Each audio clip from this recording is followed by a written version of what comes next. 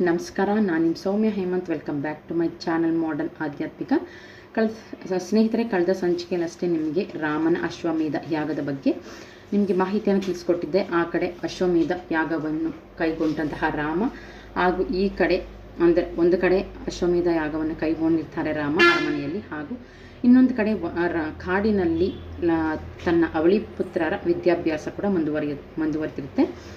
ವಾಲ್ಮೀಕಿ ಮಹರ್ಷಿಗಳ ಆಶ್ರಮದಲ್ಲಿ, ಅಂದರೆ ವಾಲ್ಮೀಕಿ ಮಹರ್ಷಿಗಳ ಮೂಲ ಹೆಸರು ರತ್ನಾಕರ ಅಂತ ಹೇಳಿ, ಅವರ ಒಂದು ನಾಯಕತ್ವದಲ್ಲಿ ಅಂದರೆ ಅವರ ಒಂದು ಆಶ್ರಯದಲ್ಲಿ ಲವಕುಶರ ವಿದ್ಯಾಭ್ಯಾಸ ಕೂಡ ಮುಂದುವರಿತಾ ಇರುತ್ತೆ. ರಾಮನು ಪ್ರಜೆಗಳಲ್ಲಿ ಉಳಿದುಕೊಂಡಿರುವಂತಹ ಸಂಶಯದ ಬೀಜವನ್ನು ದೂರ ಮಾಡಲಿಕ್ಕೋಸ್ಕರ ಸೀತೆಯನ್ನು ಲಕ್ಷ್ಮಣನ ಜೊತೆ ಮಾಡಿ ಕಾಡಿಗೆ ಬಿಟ್ಟು ಬಂದಿರ್ತಾರೆ. ಪ್ರಜೆಗಳಲ್ಲಿ ಉಳಿದುಕೊಂಡಿರುವಂಥ ಅಂದರೆ ಅಗಸನ ಮಾತನ್ನು ಕೇಳಿ ರಾಮ ನನ್ನ ರಾಜ್ಯದ ಪ್ರಜೆಗಳಿಗೆ ನನ್ನ ಹೆಂಡತಿಯ ಮೇಲೆ ಸಂಶಯದ ಪಾತಿವ್ರತೆಯ ಬಗ್ಗೆ ಸಂಶಯ ಇರುವಂಥದ್ದು ಮನಗೊಂಡು ಅವರು ಕಾಡಿಗೆ ಬಿಟ್ಟು ಬರಲಿ ಅಂತ ಹೇಳಿ ಲಕ್ಷ್ಮಣಿಗೆ ಆಜ್ಞೆ ಮಾಡ್ತಾನೆ. ಆದರೆ ಲಕ್ಷ್ಮಣ ಅವರಿಗೆ ಮನವೊಲಿಸಲಿಕ್ಕೆ ಎಷ್ಟೇ ಪ್ರಯತ್ನ ಪಟ್ಟರು ಅದು ಸಾಧ್ಯವಾಗೋದಿಲ್ಲ. ಆಗ ಅವರ ಆಶೀರ್ವಾದ ಅಂದರೆ ಅವರ ಆಜ್ಞೆಯಂತೆ ಅಣ್ಣನ ಆಜ್ಞೆಯಂತೆ ಲಕ್ಷ್ಮಣ ಸೀತೆಯನ್ನು ಕಾಡಿಗೆ ಬಿಟ್ಟು ಬರ್ತಾರೆ.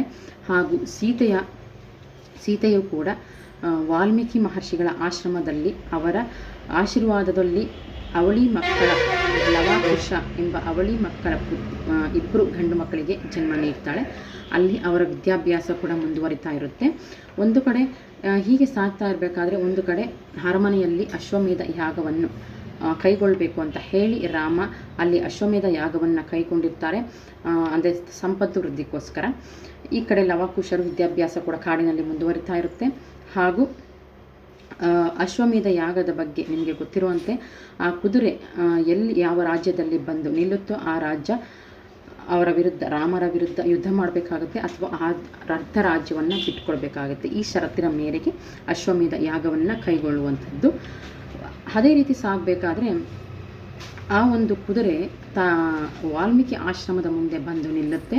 ಹಾಗೂ ಈ ಕುದುರೆಯನ್ನು ನೋಡಿ ಲವಕುಶರು ಅದರ ಹಣೆಪಟ್ಟಿಯಲ್ಲಿ ಮೇಲೆ ಬರೆದಿದ್ದಂತಹ ಷರತ್ತನ್ನು ಓದಿ ಇವರ ಈ ಥರ ಒಂದು ಷರತ್ತನ್ನು ಬರೆದಿರಬೇಕಾದ್ರೆ ಈ ರಾಜರ ನಾವು ಸೊಕ್ಕನ್ನು ಮುರಿಲೇಬೇಕು ಅಂತ ಹೇಳಿ ನಾವೇ ಅಶ್ವಮೇಧ ಕುದುರೆಯನ್ನು ಕಟ್ಟಾಕಿ ನಾವೇ ಯುದ್ಧ ಮಾಡೋಣ ಅಂತ ಹೇಳಿ ಆ ಕುದುರೆಯನ್ನು ಇಬ್ಬರು ಕಟ್ಟಾಕ್ತಾರೆ. ಅಣ್ಣ ತಮ್ಮಂದ್ರೆ ಇಬ್ಬರು ಅವಳಿ ಪುತ್ರರು, ರಾಮನ ಅವಳಿ ಪುತ್ರರೇ ರಾಮನ ಅಶ್ವಮೇಧ ಯಾಗದ ಕುದುರೆಯನ್ನು ಕಟ್ಟಾಕ್ತಾರೆ. ಆಗ ಸೀತಾಮಾತೆ ಎಷ್ಟೇ ವಿವರಿಸಿ ಹೇಳಿದರೂ ಕೂಡ ಆ ಕುದುರೆಯನ್ನು ಅವರು ಬಿಡಲಿಕ್ಕೆ ತಯಾರಾಗೋದಿಲ್ಲ. ಈ ಒಂದು ಯುದ್ಧ ಮಾಡಲೇಬೇಕು ಅಂತ ಅವರು ತೀರ್ಮಾನಿಸಿರ್ತಾರೆ. ಹಾಗೂ ಯುದ್ಧ ಕೂಡ ಮುಂದುವರಿಯುತ್ತೆ. ಹಾಗೂ ಆ ಯುದ್ಧವನ್ನು ಪುಟ್ಟ ಬಾಲಕರು ರಾಮನ ವಿರುದ್ಧ ಯುದ್ಧ ಮಾಡಬೇಕಾದ್ರೆ ಅವರಿಗೆ ಎಷ್ಟು ಪ್ರತಾಪ ಅಂದರೆ ಶೌರ್ಯ ಇರಬೇಕು ಅಂತ ಹೇಳಿ ರಾಮನೇ ಸ್ವತಃ ಪುತ್ರ ಅಂದರೆ ಇಬ್ಬರು ಬಾಲಕರ ವಿರುದ್ಧ ಯುದ್ಧವನ್ನು ಮಾಡ್ತಾ ಇರ್ತಾರೆ. ಹಾಗೂ ಅವರಿಗೆ ತನ್ನ ಪುತ್ರರೇ ತನ್ನ ವಿರುದ್ಧ ಯುದ್ಧ ಮಾಡ್ತಾ ಇರೋದು ಅಂತ ಅವರಿಗೆ ಅಂದರೆ ಒಂದು ಊಹೆ ಕೂಡ ಇರೋದಿಲ್ಲ, ಆ ಒಂದು ಕಲ್ಪನೆಗೂ ಇರೋದಿಲ್ಲ ತನ್ನ ಪುತ್ರರೇ ತನ್ನ ವಿರುದ್ಧ ಯುದ್ಧ ಮಾಡ್ತಾ ಇದ್ದಾರೆ ಅಂತ ಹೇಳಿ. ಅದು ಗೊತ್ತಿಲ್ಲದೇನೆ ಇಬ್ಬರು ಅಂದರೆ ತಂದೆ ಮಕ್ಕಳ ವಿರುದ್ಧವೇ ಯುದ್ಧ ಆರಂಭ ಆಗಿರುತ್ತೆ.